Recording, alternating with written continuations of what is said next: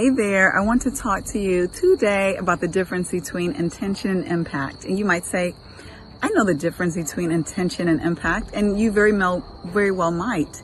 But a lot of times when we're in the action of it, we're in the midst of living, we confuse the difference between the two. I know I certainly have.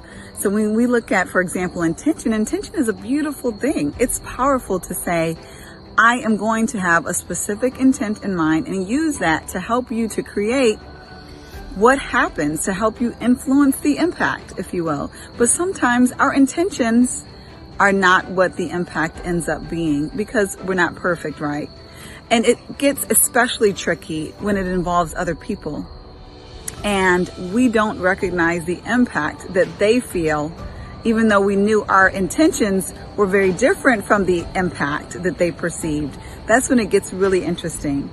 So there are situations, for example, where you may give someone a compliment or you think it's a compliment and it's not. Oh, I really like the blue dress you were in the other day.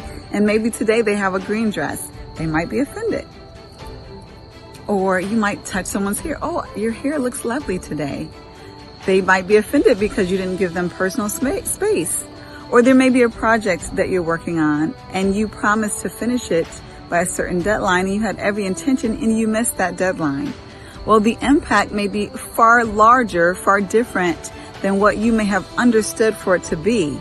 And so when you explain, that's not my intention, that's not what I meant, sometimes it doesn't resonate as well as we would expect it to the other person because they're stuck on the impact.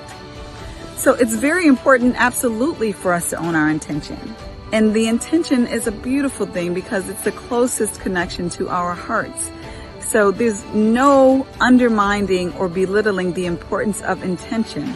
We should own our intention in a way that is very meaningful. But what I'm also challenging you to do is to equally own the impact. Own the impact, own that perhaps you did not meet the impact.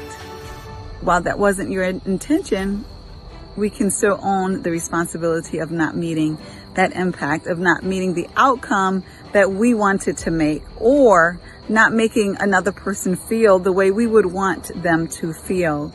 It's definitely a high level of empathy that is needed to do that.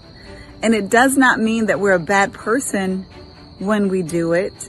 It doesn't even necessarily mean all the time that we've done something wrong.